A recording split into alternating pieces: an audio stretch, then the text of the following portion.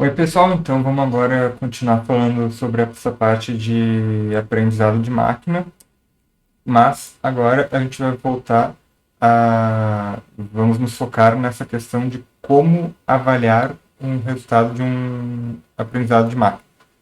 Eu falei, sempre que a gente está trabalhando em computação e a gente cria um programa, é importante que a gente seja capaz de validar a corretude desse programa, certo? Se vocês escrevem um programa em qualquer linguagem que seja, em Python, em C, etc., vocês querem ter a garantia de que esse programa de vocês ele está funcionando corretamente.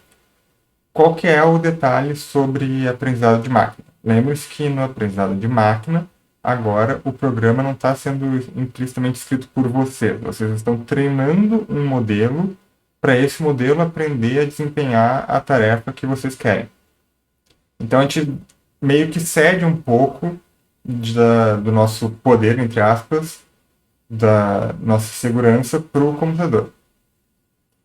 E agora, como o modelo aprendeu a desempenhar a tarefa, seja ela qual for, a gente tem que verificar se esse modelo está aprendendo a tarefa corretamente, certo? Não adianta só treinar o modelo e confiar que ele está funcionando. Na maior parte das vezes, inclusive, a gente vai encontrar resultados muito ruins, porque é um pouco uma arte, assim, a gente tem que mexer, testar, adaptar o treinamento, conferir se os dados estão corretos, a gente tem que fazer bastante tratamento dos dados antes de começar o treinamento.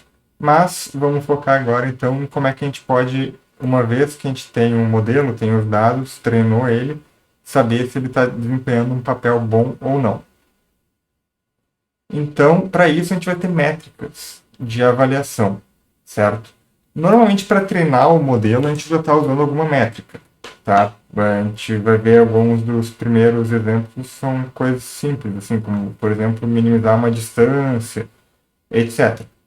Mas isso a gente vê quando a gente está estudando os algoritmos em si, quais métricas são as utilizadas para treinar cada algoritmo. E daí, nesse contexto que eu estou mencionando, normalmente a gente não vai chamar de métricas de avaliação, a gente vai chamar de, por exemplo, função objetivo ou função de erro do algoritmo. Então, quando a gente fala de função objetivo, função de erro, função de custo, imaginem que é uma métrica usada durante o treinamento para o próprio algoritmo ter uma noção do quão bem ele está indo, certo? É tipo assim, eu tenho que minimizar a minha função de custo, eu tenho que diminuir o erro.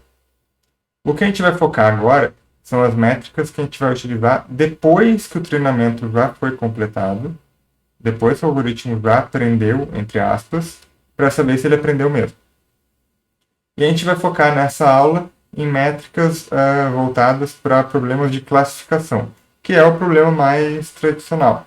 Em aprendizado não supervisionado, em aprendizado por reforço, mesmo em alguns tipos específicos de aprendizado supervisionado, regressão e tal, vai depender, dependendo de qual tipo de aprendizado a gente está falando, a gente vai usar métricas diferentes, mas a gente vai fazer agora uma apanhada das mais famosas, que são justamente métricas para avaliar um classificador.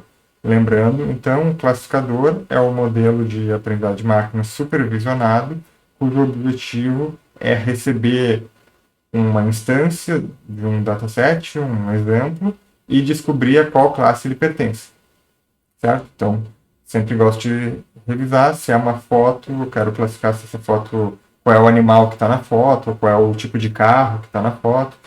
Se é um dado de exame, eu quero saber se é aquele exame de alguém com uma doença ou não. Se é um texto, eu quero saber qual é o estilo de texto, por exemplo, etc. Tá? Então, esse tipo de problema que a gente está falando hoje. Então, as métricas elas vão nos ajudar a estabelecer uma relação entre o contexto do problema, tá, e o quão bom ele está sendo resolvido. Normalmente as métricas elas são úteis para a gente não só querer saber se o modelo aprendeu ou não, que é o mais básico, mas também para a gente poder melhorar o modelo, certo? Então, eu vou ter a métrica, ela vai estar me dizendo o modelo está bom ou não. E uma vez que eu sei que o modelo, por exemplo, não está bom, então eu posso aí começar a melhorar o meu modelo. Usar outras estratégias, talvez trocar de algoritmo, tratar melhor os dados, etc.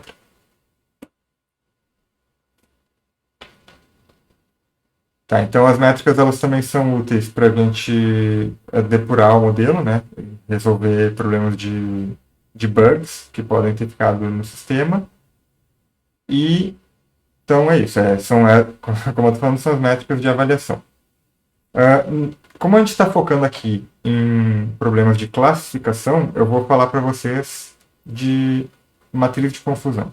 A matriz de confusão é basicamente a origem de quase todas as métricas de avaliação de classificadores. É uma forma simples de a gente visualizar o desempenho de um modelo de classificação, tá?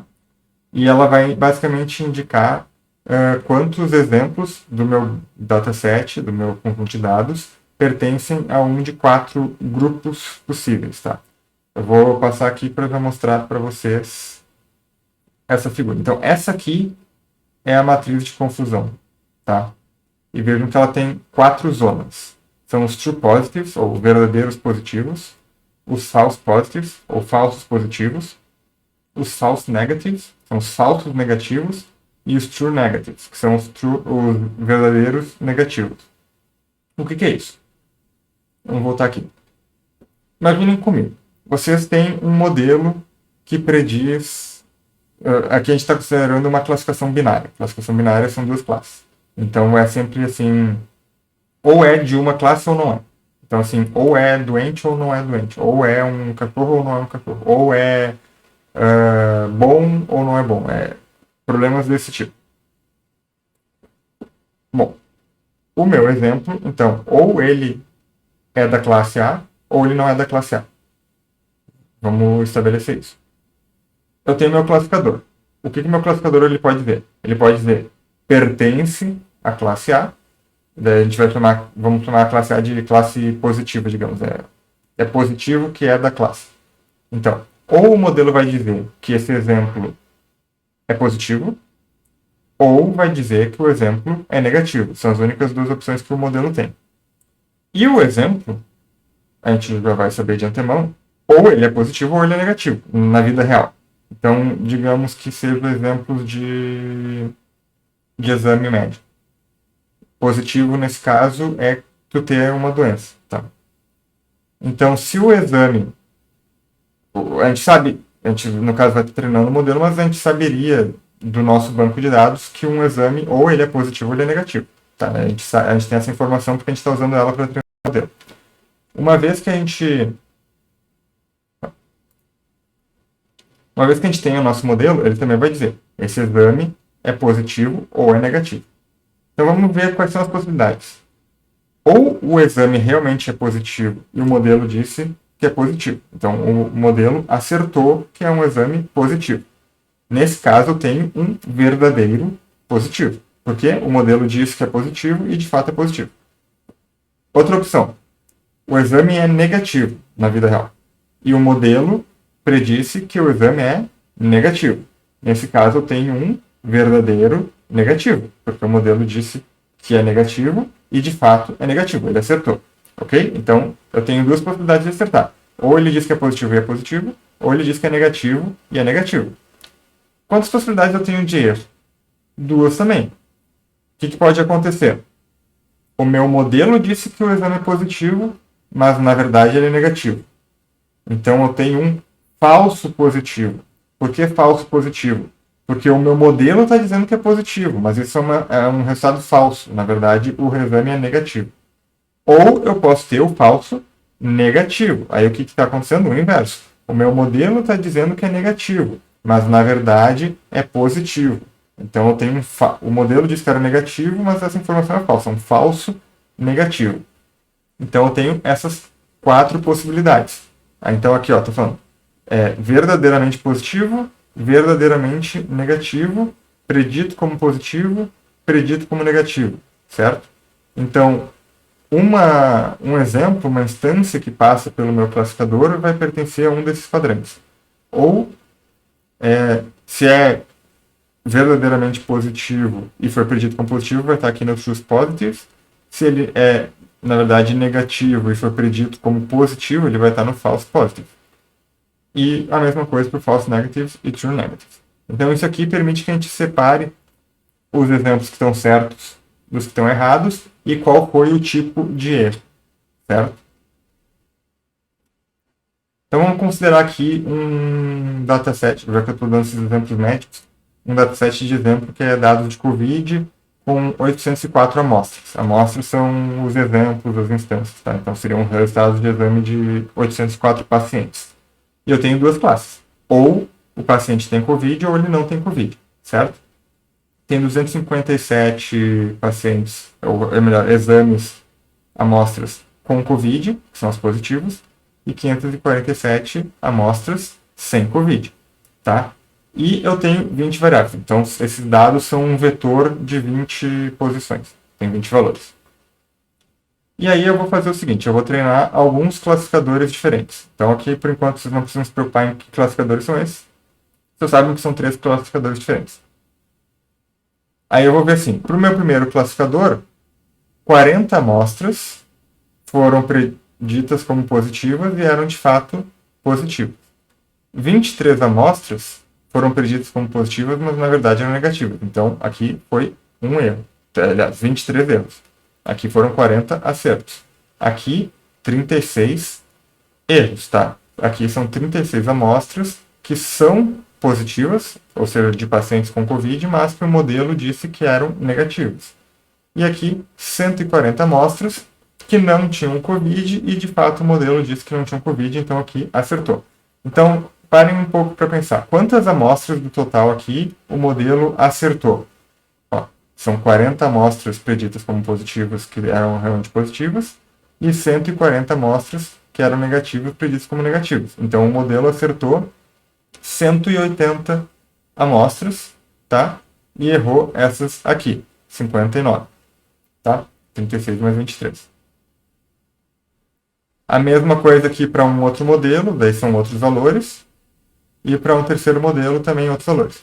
Como é que eu sei agora qual desses modelos é o melhor? Qual que está acertando mais, ou errando menos, ou o que eu tenho que ver?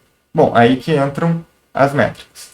Então aqui, só para começar, a primeira e mais famosa métrica, a mais comum de todas em classificação, é a acurácia. A acurácia é a proporção de predições que são corretas, sem levar em consideração o que é positivo e o que é negativo. Então, eu estou preocupado assim, acertou ou não? Não me interessa qual é a classe. Qual que é o problema da acurácia? Ela é muito suscetível a desbalanceamento do conjunto de dados. Como assim? Olha, essa aqui é a fórmula para calcular a acurácia. Eu vou pegar o total de acertos e dividir pelo total de dados do conjunto. Isso vai dar uma proporção de acertos em relação ao conjunto inteiro.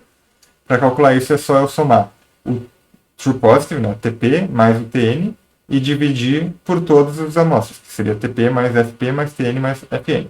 Então isso aqui é que vai me dar resultados, por exemplo, se está aqui, isso aqui está me falando que é aproximadamente, digamos, 75% de acurácia. É assim que a gente fala. 75% de acurácia, ou 0,75% acurácia. Uma acurácia de 100% quer dizer que não errou nada. Uma acurácia de 0% quer dizer que errou tudo. Certo? Bom, qual que é o problema da acurácia que eu estava mencionando antes? É o desbalanceamento de classes.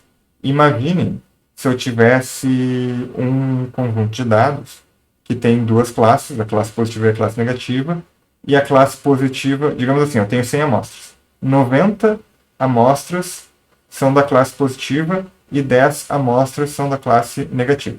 Então eu tenho um desbalanceamento 9 para 1. Cada 9 amostras positivas eu tenho uma amostra negativa. Como é que seria a acurácia de um modelo que diz que tudo é da classe positiva? Ou seja, o modelo ele não aprendeu nada, ele simplesmente diz que qualquer amostra é positiva, ele nunca diz que ela é negativa. Qual que seria a acurácia desse modelo? Parem para pensar um pouco. Olha, se o meu dataset tem 90% das amostras positivas e 10% das negativas, um modelo que diz que todas as amostras são positivas vai acertar 90% das vezes. E daí vocês vão dizer assim, Que modelo bom, ó, acerta 90% das vezes. Mas na verdade ele não aprendeu nada, ele simplesmente diz que tudo é da classe positiva. Entendem o problema? Então, se eu não tenho classes de mesmo tamanho, eu não consigo usar a acurácia de forma confiável. Tá? Então, a acurácia não se usa se eu tenho um desbalanceamento do tamanho das classes. Mas é uma métrica bastante utilizada, talvez a mais simples de entender também. É simplesmente a proporção de amostras que foram acertadas. Aí eu tenho também aqui, eu vou passar agora mais rapidamente, outras métricas que também são derivadas da matriz de confusão e elas vão me dar outras informações. Não existe uma métrica melhor ou pior em tudo, assim. Em geral, o que vocês vão querer fazer é pegar um apanhado de métricas, e cada métrica vai estar medindo uma coisa diferente. E cada métrica é mais adequada para um contexto diferente. Então vocês não vão usar assim, só vou usar a acurácia, só vou usar aqui, por exemplo, a especificidade. Não. Peguem e calculem todas as métricas para ter um bom apanhado, um bom entendimento do desempenho do modelo de vocês. Então, a especificidade é a proporção de verdadeiros negativos que foram realmente identificados. Então, é a capacidade do sistema em predizer corretamente a ausência da condição, ou seja, do caso negativo, para casos que realmente não tem aquela condição. Então, como é que eu vou calcular isso? Vai ser o TN, True Negatives, dividido por True Negatives mais False Positives. Tá? Então, verdadeiros negativos divididos pelo número de verdadeiros negativos mais o número de falsos positivos. A sensibilidade é o complemento da especificidade.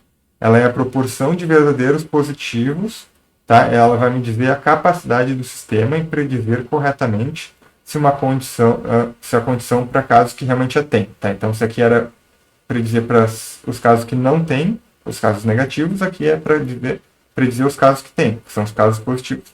Então, vai ser o quê? A quantidade de acertos positivos dividido pelo total de positivos.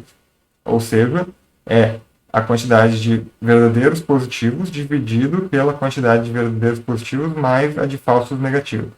Por quê? Por que falsos negativos? Porque os falsos negativos eles deveriam ser positivos. Eles são falsos negativos. O modelo está dizendo que é negativo, mas na verdade eles são positivos. Aqui é só para vocês verem, já que a gente estava falando do exemplo da Covid, que os exames, por exemplo, esses aqui eram aqueles exames de anticorpos para dizer se a pessoa tem ou não Covid, eles também têm essas medidas, tá? Eles também usam essas métricas. Então aqui, por exemplo, tem a sensibilidade e a especificidade dos exames, dos testes para identificar se a pessoa tem Covid. Aqui tem 4 tipos de testes diferentes. Tá? Além disso, a gente também tem essa métrica chamada precisão. Tomem um pouco cuidado, eu sugiro que depois vocês peguem e deem uma pesquisada como é que é o nome das métricas em inglês, tá? Porque os nomes, eles às vezes confundem no sentido de a precisão, a acurácia, a especificidade, é tudo muito parecido. Então, deem uma pesquisada, porque essas métricas, elas têm nomes específicos, tá? Então, assim, não é um nome genérico, não é assim, precisão, porque é precisão. Não, precisão se refere a essa medida especificamente, tá? Então, a precisão, ela tem como objetivo identificar quantas amostras foram classificadas positivamente, tá? Então, ela vai me dizer o quanto que o modelo é exato na classificação das amostras positivas, independente das amostras negativas. Então, vai ser o quê? A quantidade de verdadeiros positivos dividido pela quantidade de verdadeiros positivos mais a quantidade de falsos positivos. Tá? A precisão tem muitos casos que ela não é um bom medidor de desempenho, principalmente, de novo, com classes desequilibradas. Certo? E acho que essa aqui é a última que a gente vai ver, o F1 Score. Ele vai ser uma mistura da sensibilidade e da precisão. Então, ele vai tentar fazer o equilíbrio da sensibilidade e da precisão. Então, é o equilíbrio entre acertar os verdadeiros positivos e acertar os verdadeiros negativos. Então, como é que eu calculo? É uma média ponderada, uma média harmônica, na verdade, da precisão e da sensibilidade. Então, eu calculo fazendo 2 vezes a precisão versus a sensibilidade dividido pela precisão mais a sensibilidade. Isso também vai me dar um valor entre 0 e 1. Para todas essas métricas que eu falei até agora, 0 é o pior resultado, 1 é o melhor resultado. Tá? Então, quanto maior, melhor. Essas métricas, elas, como eu falei, não tem uma métrica ideal. Normalmente eu vou adotar métricas diferentes de acordo com o contexto. Então, na medicina, eu tenho determinadas métricas que eu vou querer utilizar. No marketing, eu vou ter outras métricas. O importante é que vocês saibam, para o problema de vocês, que métricas vão dar as respostas que vocês buscam de verdade. Então, aqui eu nem vou entrar nesse detalhe, mas na medicina também a gente tem essas métricas Positive Likelihood Rate, que é bastante utilizado. Então, é isso por enquanto. A gente vai continuar vendo agora como tratar os dados e melhorar os datasets para ter justamente melhores resultados nas métricas quando a gente for avaliar os nossos modelos de aprendizado de máquina. Obrigado.